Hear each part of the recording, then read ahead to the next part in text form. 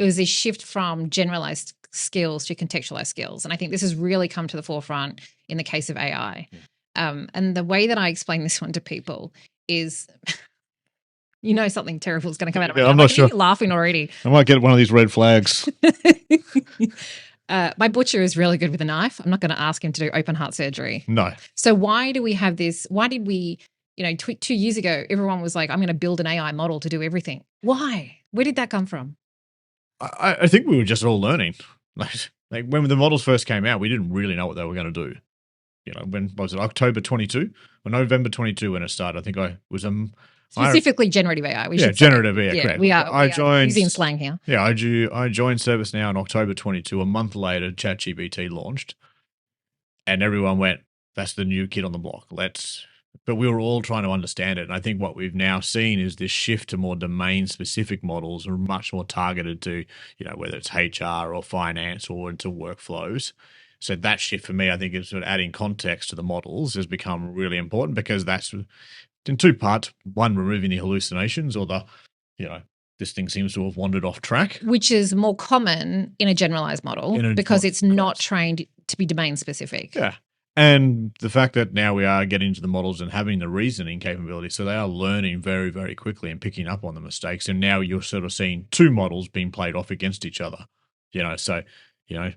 I was probably 4 months ago using ChatGPT all the time. Now every day I'm using Perplexity because the model's more advanced. And so you have to have this mindset that you're going to think and move across these on a regular basis. I do love that. Obviously internally we have My Assist, which is our implementation of Now Assist. And I do love that even as an employee, when we ask a question of Now Assist, we can specify whether we want it to use ServiceNow's AI model behind it, or whether to use GPT, or whether to use anything else. And so I think it's also making just the general employee base more aware that there are good models or different models for different problems to solve. And I think it's allowing people just to, I think the biggest thing is you actually just got to let people try. I was at a panel about a week and a half ago, and we asked the audience how many people are using ChatGPT, and they went, yep, all doing it. And we went, okay, I suspect most of you are just using it as an advanced search tool. And they all went, yep. Okay, well, actually, what you got to think about is how am I prompting this engine to actually think quite differently. And, there's this interesting piece at the moment, which is we're talking about failures. All right. I don't know anything about that, Pete. I never fail anything. No, that's true. That's why we're on a golf course. But when I think about my tolerance level, we make mistakes, but our tolerance level for that is high. And we then think about feedback and coaching and what that needs to look, and that goes both ways.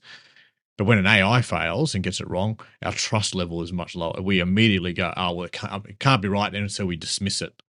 Versus what we should be thinking about is actually I can coach the engine because it'll actually then learn and get a better response. So we've got to stop thinking of this as a tool, and we've got to actually really start thinking about how am I working with AI. And I think this is one that's going to continue to evolve, because when we move more and more into agentic, and particularly agents talking to agents, the ability for ServiceNow to hand off to a Microsoft agent because Microsoft, is better at creating PowerPoints, or handing off to an SAP agent because SAP knows the P&L better than ServiceNow will. That ability to really deploy the right agent for the job and for those agents to coordinate, I think that's a really exciting place to get to. Well, it's exciting, but it's also hard for the people to understand. Again, if you think about it from a personal perspective, how am I going to have faith that this invisible entity, effectively, this digital FTE is going to be there first thing in the morning and tell me the things that are most important to work on. And I have to think about performance management of it. I have to think about coaching of it. I got to think about onboarding this capability into my organization. So that's a really big mindset shift. But you go back to sort of productivity, you think about capacity. To have this thing running 24/7 and be able to do those things, and you're now just driving the actions on top and making the difficult decisions, it's got to be freeing up from spending hours searching through your email.